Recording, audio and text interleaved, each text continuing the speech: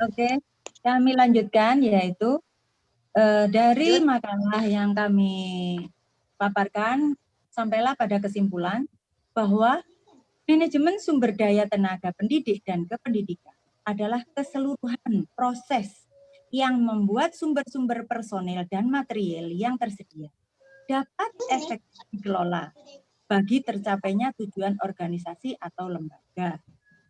Manajemen sumber daya tenaga pendidik dan kependidikan diperlukan untuk mengantisipasi perubahan global dan perkembangan ilmu pengetahuan serta teknologi informasi. Perubahan itu sendiri sangat cepat dan pesat, sehingga perlu ada perbaikan yang berkelanjutan.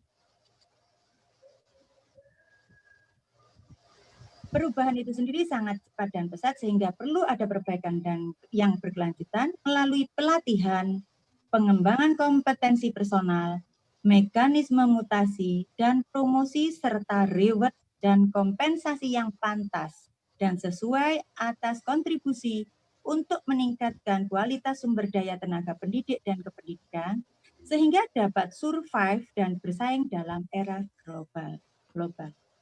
Demikianlah pemaparan atau presentasi saya. Kurang lebihnya saya mohon maaf. Selanjutnya saya kembalikan kepada moderator. Assalamualaikum warahmatullahi wabarakatuh. Waalaikumsalam warahmatullahi wabarakatuh. Mungkin presentasinya di close dulu Pak Tarnon.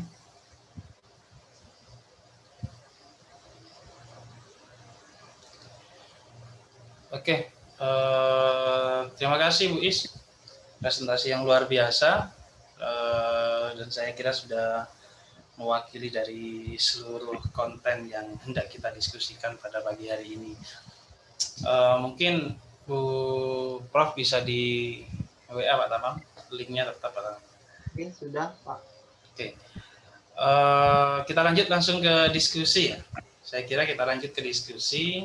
Tema yang disampaikan Bu Is berkaitan dengan manajemen sumber daya tenaga pendidik atau sumber daya ini ya, tenaga pendidik dan kependidikan. Saya kira sangat penting. Contoh taruhlah kemudian di mana isu-isu kualifikasi tenaga pendidik dan kependidikan itu sekarang kan menjadi sebuah keharusan. Contoh mahasiswa guru dengan lulusan PAI katakanlah dengan standar kualifikasi pendidik itu dan tenaga pendidikan, maka dia tidak boleh mengajar materi-materi yang lain, harus linearitas itu. Nah, saya mengawali saja sebagai moderator, mengawali bagaimana kemudian berkaitan dengan kualifikasi ini, Bu, berkaitan dengan kualifikasi tenaga pendidik dan pendidikan yang berkaitan dengan linearitas itu. Bagaimana pandangan Anda berkaitan dengan linearitas, di mana kemudian kita tahu bahwa kita katakanlah kuliah dengan jurusan ini, gitu kan?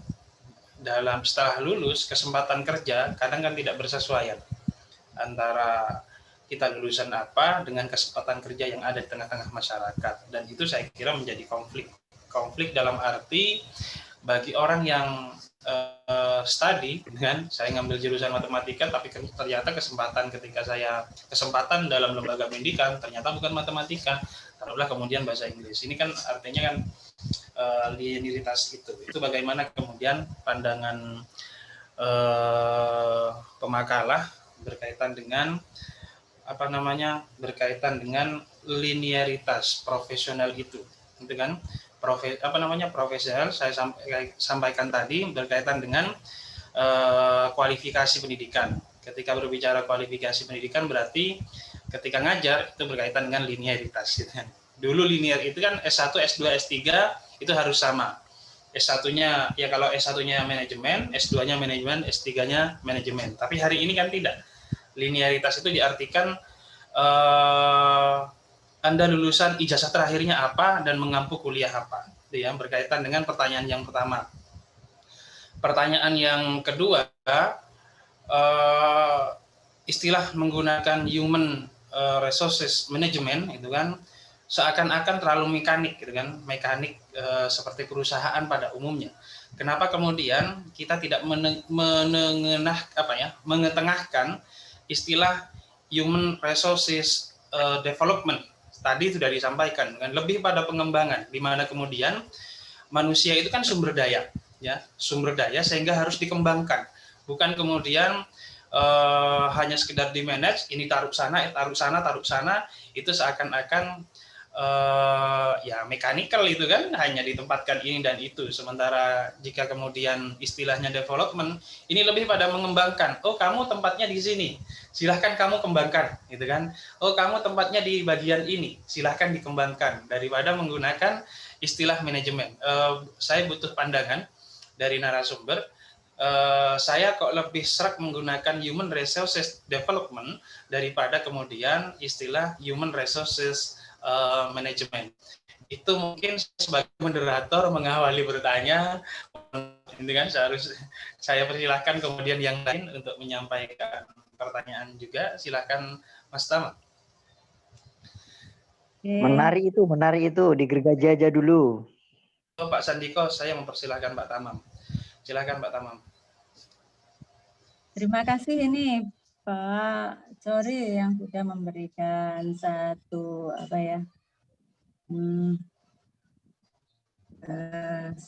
pertanyaan yang berkaitan dengan makalah tadi yang saya sampaikan. Kalau tidak salah, yang pertama itu masalah kualifikasi, ya, linearitas. Ya, kualifikasi dan linearitas. Memang kalau kita memandang bahwa seharusnya memang linearitas itu lebih diutamakan karena itu menyangkut peserta didik atau bagi seorang tenaga pendidik yang linear akan lebih memberikan pengetahuan yang lebih pada peserta didik karena sesuai dengan linearitasnya. Namun dalam hal ini kita ketahui bahwa dalam lembaga-lembaga yang ada di Indonesia ini kadangkala perekrutmen tenaga pendidik itu kalau sesuai dengan pandangan saya, sesuai dengan asumsi saya, mungkin ini tidak perlu berasumsi sebenarnya ya. Saat ini di Indonesia perekrutmennya tenaga pendidik ini mungkin ya akan kurang lebih spesifikasi pada jurusan atau linearitasnya. Nah ini kan kemudian di lembaga-lembaga ini banyak terjadi tenaga-tenaga pendidik yang tidak sesuai dengan disiplin ilmu yang diberikan. Karena apa? Kekurangannya tenaga pendidik sesuai dengan yang diharapkan oleh lembaga pendidik itulah sehingga pendidikan saat ini itu tidak harus menyesuaikan, melinearkan dengan disiplin ilmu yang diperoleh oleh tenaga pendidik. Seperti contohnya, saya aja, nah ini sekarang mengajar. Nah saya ini S1-nya, S2, S3-nya ini ya kurang linear, tetapi saya ada linear manajemen pendidikan. Tetapi yang saya ajar bukan hanya manajemen pendidikan, tetapi mata pelajaran seperti psikologi, kemudian teori belajar pembelajaran, itu kemudian ada juga filsafat. Nah, ini yang membuat seorang pendidik sendiri itu kurang bisa memberikan kompetensinya yang maksimal pada peserta didik, karena memang kurangnya linearitas pada diri kita. Nah, kita tahu bahwa kalau kita mempunyai pengetahuan yang linear, nah, apa yang kita dapat itu kita bisa memberikan pembelajaran atau perkuliahan ataupun apapun yang namanya pembelajaran itu dengan detail, sehingga peserta didik akan mendapatkan nilai lebih dari sekedar buku yang mereka baca atau sekedar referensi yang mereka baca. Itu kalau menurut linearitas atau kualifikasi. Namun kembali lagi bahwa sistem rekrutmen pada lembaga-lembaga di pendidikan kita ini masih belum belum sesuai dengan standar yang semestinya. Nah, itu mungkin ini juga kendalanya di rekrutmen itu ya. Kemudian yang kedua tentang kenapa harus mengambil HRM, Human Resource Management. Bapak Haryanto perlu diperhatikan bahwa pengembangan, development ini adalah salah satu dari cabang dari HRM itu sendiri. Jadi HRM sendiri itu ada bermacam-macam. Salah satunya itu adalah pengembangan, ada pembinaan, ada pelatihan, kemudian ada pengembangan, dan ada pula kompetensi. Nah, ini yang dimaksud kenapa saya mengangkat pertama HRM, karena HRM mencakup luas. Ya, sementara ini memang itu digunakan pada lembaga-lembaga atau instansi bisnis. Namun tidak ada salahnya bila itu diterapkan pada dunia pendidikan, karena di dalam HRM pun itu mencakup hal-hal yang diperlukan pada dunia pendidikan. Mungkin bisa ditambahkan oleh teman-teman yang lain, monggo. Dari jawaban saya yang mungkin belum bisa mencukupi dari atau memuaskan dari penanya, monggo. Monggo yang lain, Pak Sandiko. Tadi saya mendengar suara Pak Sandiko. Pak Tamam, monggo.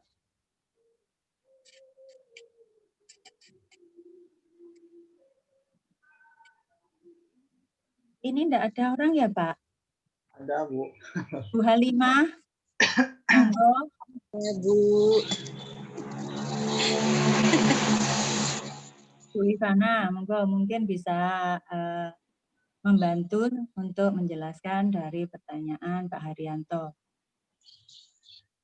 Mungkin Silakan Pak Tama. untuk menentukan istilah itu mungkin sumbernya, Bu. Apa dijelaskan bahwa sumber HRM itu dari mana begitu. Dan memang sekarang ini yang sering atau populer di masyarakat itu untuk definisi manajemen itu HRD, development. Itu sekarang tidak hanya bisa melihat, tidak hanya terjadi di lembaga pendidikan, tapi di lembaga-lembaga swasta perusahaan pun pakai HRD seperti ini. Mungkin itu jelaskan sumber dari mana sumber kekuatan penggunaan istilah HRM. Tadi sudah saya jelaskan di awal tentang kenapa HRM digunakan. Nah, ini saya mengambil dari pernyataan Bruce E. Kaufman. Nah, ini di awal sudah saya jelaskan bahwa dan merger ya. Istilah HRM ini mulai muncul tahun 80 sebagai alternatif untuk manajemen personalia.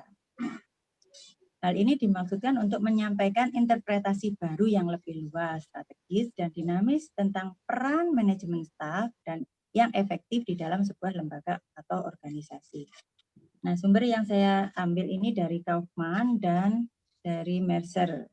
Armstrong sendiri menyatakan bahwa HRM dikategorikan sebagai pendekatan strategis serta koheren dalam sistem pengelolaan berbagai macam aset organisasi yang paling bernilai, yaitu pekerjaan baik individu ataupun bersama-sama yang berkontribusi pada pencapaian tujuan organisasi. Nah, pernyataan Armstrong tersebut dapat diartikan bahwa HRM merupakan pengakuan tentang pentingnya tata kerja organisasi, penggunaan fungsi, dan kegiatan dalam memastikan bahwa sumber daya tersebut digunakan secara efektif dan adil bagi kepentingan individu, organisasi, dan masyarakat. Kalau melihat manajemen sumber daya manusia atau HRM dalam perspektif pendidikan, ini juga tidak terlepas kaitannya dengan tantangan praktik HRM di dalam bisnis. Cuman berbeda dengan pemimpin di masa lalu, para pemimpin saat ini harus melampaui prinsip-prinsip umum karena terjadinya pergeseran global yang sangat signifikan dalam pola ekonomi, kebijakan pendidikan pemerintah, nilai-nilai sosial, dan budaya mengajar. Dunia pendidikan harus mengembangkan alternatif yang konsisten dalam membaca dan memperhitungkan sepenuhnya tren terkini dalam skala nasional dan global. Demikian mungkin Pak Tamam, kurang lebihnya saya mohon maaf, mungkin ada yang lain yang menambahkan. Dipersilakan, silakan. Ada peserta yang lainnya untuk memberikan gagasan tambahan mungkin berkaitan dengan topik yang kita diskusikan. Ada? Bu Kurnia bisa masuk?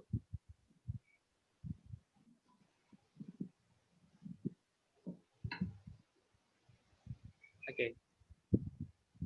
Belum ya?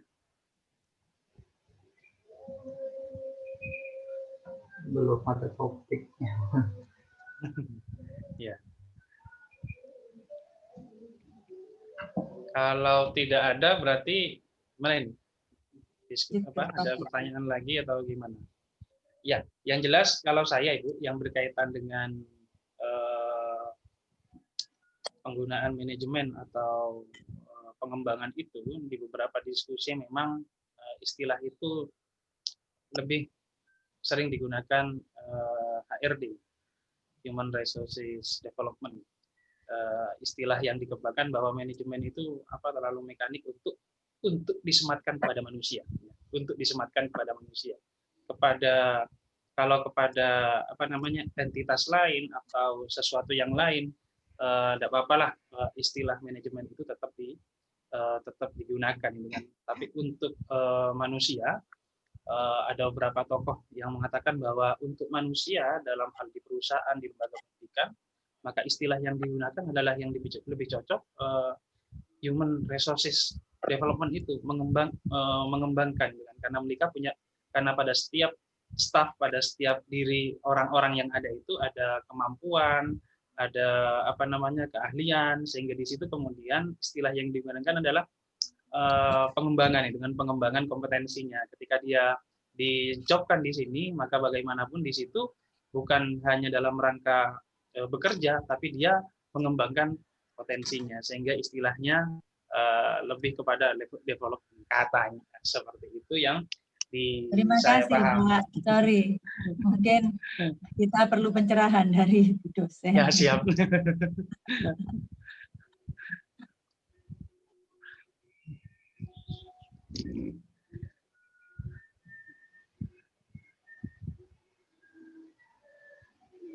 Itu mungkin Bu Prof ada yang mau disampaikan.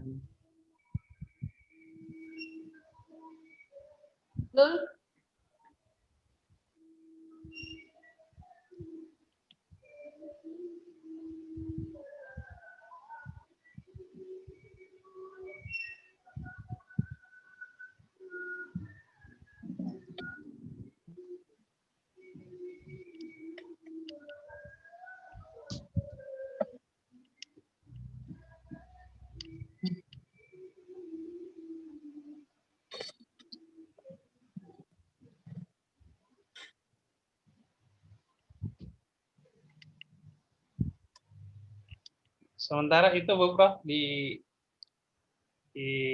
monggo. Terima kasih. Assalamualaikum warahmatullahi wabarakatuh. Waalaikumsalam warahmatullahi wabarakatuh. Alhamdulillah hari ini kita bisa hadir dalam perkuliahan Bu Istifadah. Alhamdulillah selamat sudah sehat ya. Matur nuwun. Saya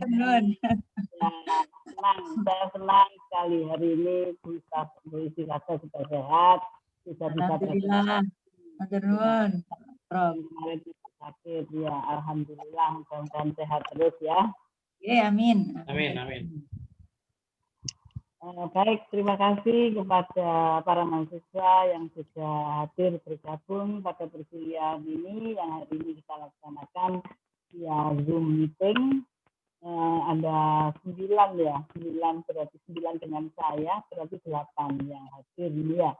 Ada yang tidak bisa hadir, mungkin izin atau sakit atau Ada. apa? Anu, Pak Gofar itu izin, Bu. Iya, Pak Gofar sudah izin ke saya. Iya. Ke acara. Untuk yang lainnya kok belum ngerti. Kan 10 ya, 10 mahasiswa ya. Iya. Iya, kayaknya cuma Pak Gofar Bu yang nggak hadir. Izin resmi. Oke. 9 dengan saya kan berarti 8 ya, 8. 9 dengan Pak Gofar. Yang Pak Isom, tidak Pak Isom. Pak Isom. Pak Isom mungkin. Baik, hari ini kita bahas tentang manajemen sumber daya pendidik dan tenaga kependidikan. Saya ingatkan jangan terbalik Bu Istifada, manajemen sumber daya pendidik dan tenaga kependidikan. Kependidikan. Oh, nggih, nggih. Jadi sumber daya pendidik itu guru atau pengajar atau dosen dan sebagainya, sedangkan tenaga kependidikan itu adalah orang-orang atau sumber daya manusia yang bekerja pada lembaga pendidikan tersebut, termasuk tenaga administrasi, tenaga perpustakaan, tenaga laboran, dan sebagainya. Pustakawan, nah itu adalah tenaga kependidikan. Nggih. Daya pendidik itu sendiri atau dasar. Baik, manajemen sumber daya manusia dalam pendidikan ini artinya kita akan membahas bagaimana pengelolaan sumber daya manusia, ya, bagaimana memberdayakan sumber daya manusia yang ada di lembaga pendidikan tersebut, bagaimana diberdayakan, ya, bagaimana tenaga-tenaga kependidikan maupun tenaga pendidik itu bisa melaksanakan tugasnya dengan efektif dan efisien. Nah, itu manajemen sumber daya manusia. Nah, sementara pengembangan sumber daya manusia atau human resource development atau pengembangan sumber daya manusia itu adalah bagaimana mengembangkan kompetensi-kompetensi yang sudah dimiliki oleh para SDM atau para tenaga kependidikan maupun pendidik. Itu bagaimana dikembangkan agar supaya sesuai dengan kebutuhan lembaga pendidikan tersebut. Dan juga untuk meningkatkan prestasinya, dalam hal ini bisa nanti meningkatkan kompetensinya dan nantinya akan meningkatkan kinerjanya. Nah itu bedanya antara pengembangan sumber daya manusia dan manajemen sumber daya manusia. Kalau manajemen itu bagaimana kita mengelola, memberdayakan sumber-sumber daya yang kita miliki, itu menjadi efektif dan efisien dalam rangka mencapai tujuan pendidikan, tujuan lembaga pendidikan tersebut. Nah itu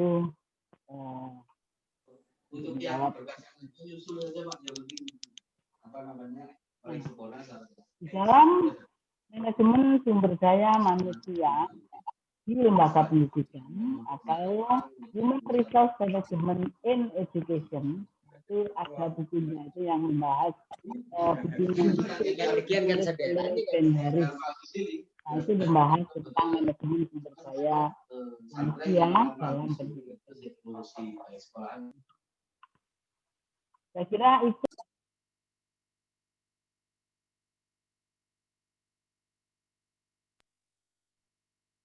Pak Taman kok imut?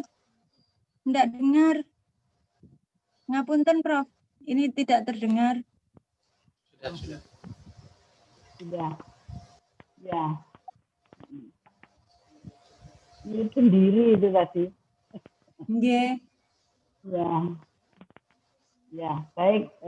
Saya lanjutkan. Jadi di dalam lembaga pendidikan, di dalam manajemen sumber daya manusia di dalam pendidikan itu yang pertama adalah perencanaan. Perencanaan ini meliputi bagaimana merencanakan sumber daya yang diinginkan. Yang diinginkan itu misalnya tenaga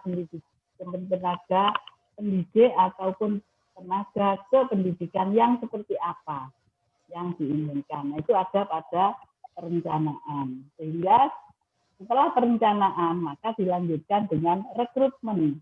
Rekrutmen ini adalah menyebar atau menarik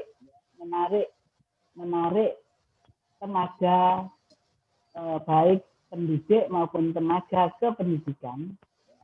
Kita merekrut sebanyak mungkin. Nah, nanti kemudian kita seleksi. Jadi setelah rekrutmen baru kemudian ada seleksi. Nah, rekrutmen itu bagian dari perencanaan juga. Jadi perencanaan itu tentunya apa saja. Yang pertama adalah merencanakan atau menetapkan tujuannya apa kita merekrut itu.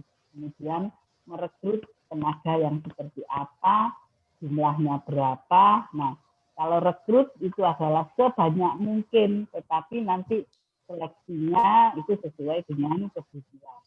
Kenapa rekrut boleh banyak? Karena dengan banyak yang kita rekrut, maka kita bisa memilih atau memilih yang sesuai kebutuhan kita.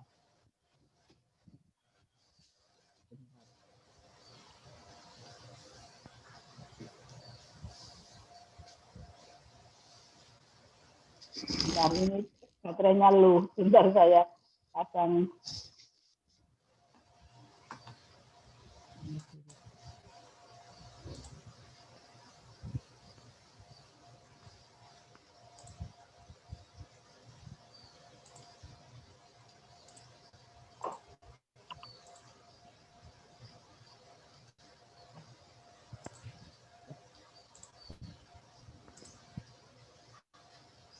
Nah, itulah kenapa ketika rekrutmen kita ibarat menjaring ikan itu kita tebar jala yang seluas-luasnya sehingga yang masuk itu banyak, kemudian kita bisa memilih sesuai dengan kebutuhan. Itu rekrutmen. Jadi kemudian seleksi kita menyeleksi sesuai dengan kebutuhan dari lembaga pendidikan. Nah, baru setelah seleksi ada yang namanya induksi atau induksi itu adalah penyesuaian. Jadi induksi itu seperti kalau misalnya pada CPNS itu ada apa?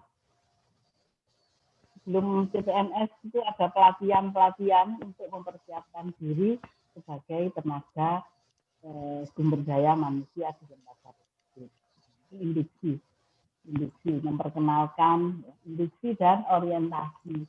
Nah, itu induksi orientasi, jadi memperkenalkan apa yang harus dikerjakan dan juga memperkenalkan kepada orang-orang yang sudah bekerja di situ.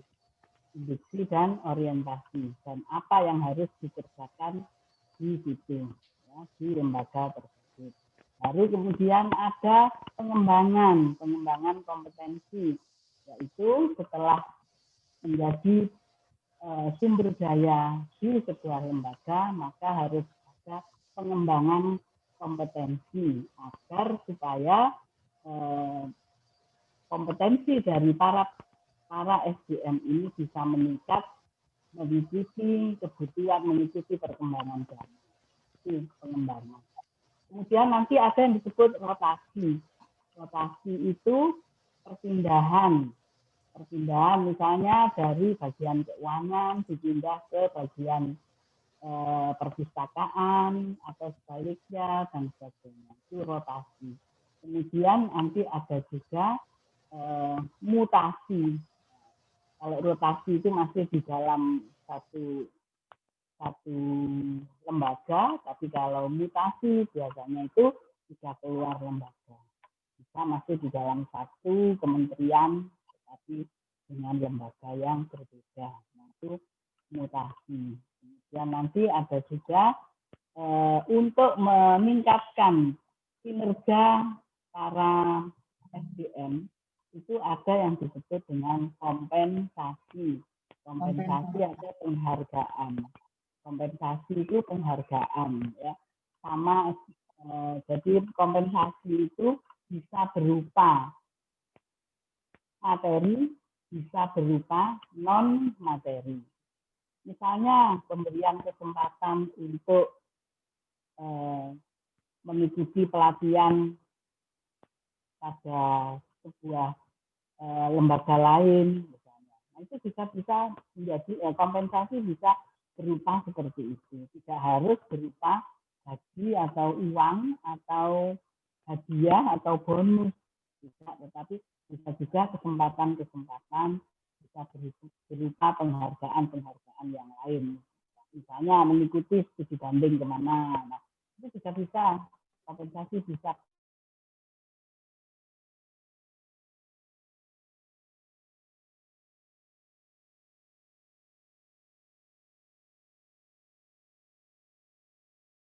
Yang terakhir itu adalah PHK. PHK itu pemutusan hubungan kerja. Saya kira semua sudah tahu pemutusan hubungan kerja.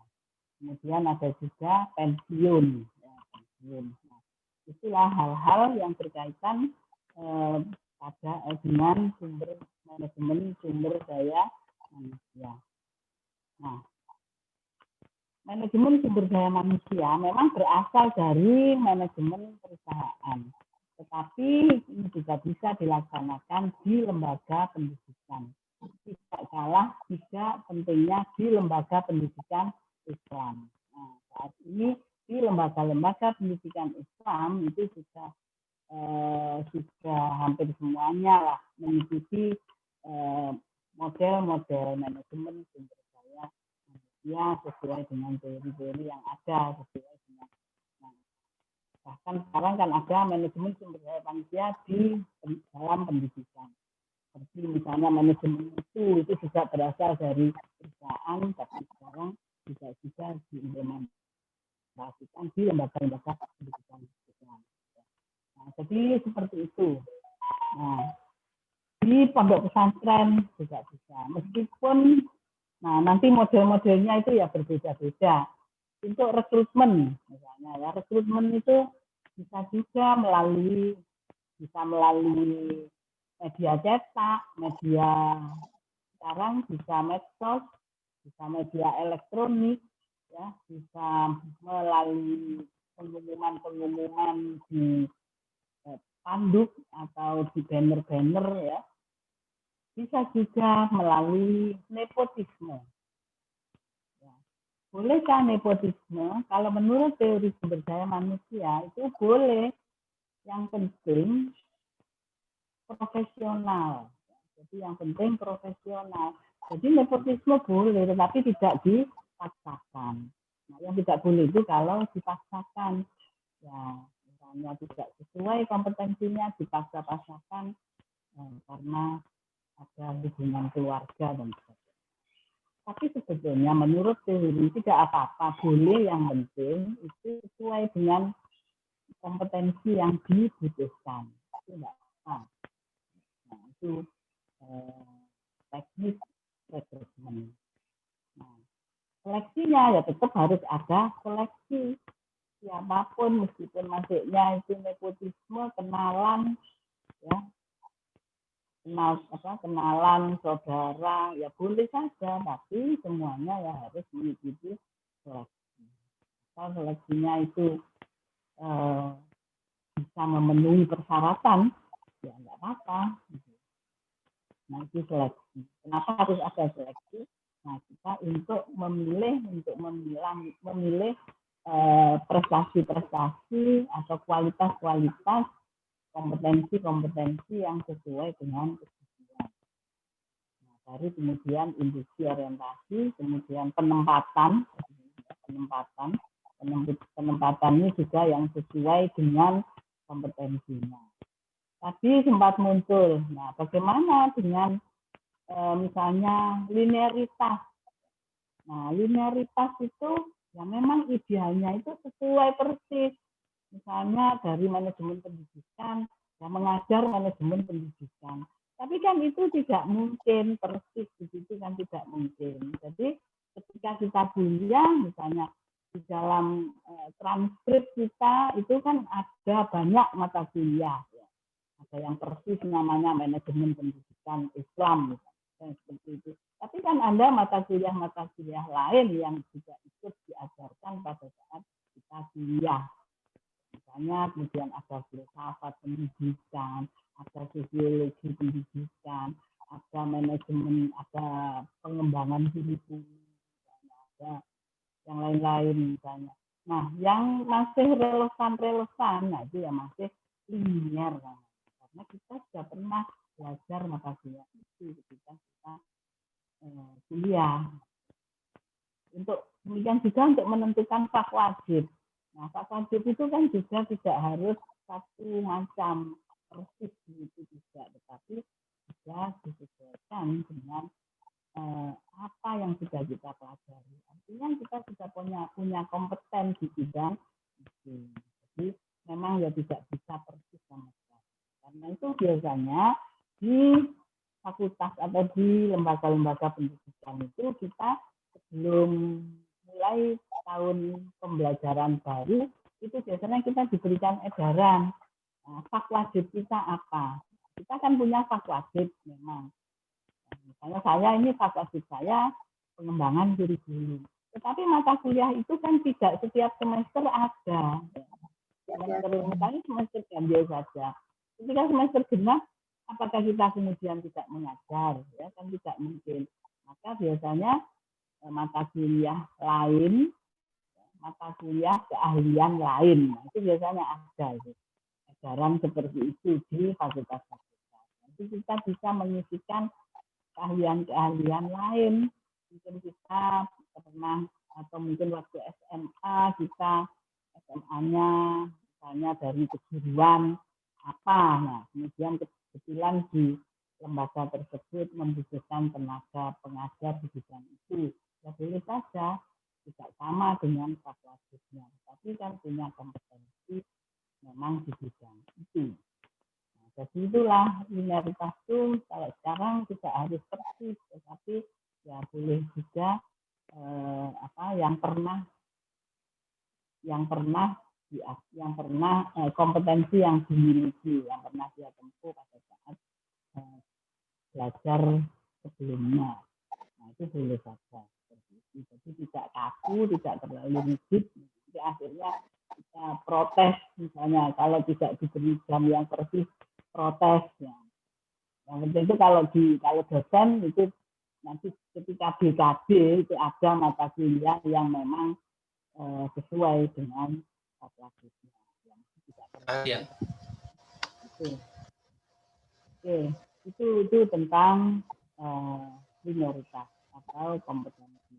Nah, penempatan di sebuah lembaga itu pun tidak bisa persis dengan kompetensi yang kita miliki karena kadang-kadang juga ketika sudah masuk ternyata yang dibutuhkan itu bidang lain tapi kita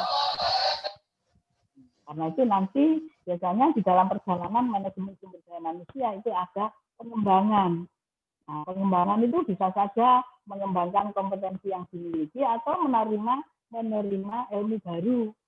Misalnya ada ilmu baru yang harus atau yang perlu dikembangkan, lembaga itu membutuhkan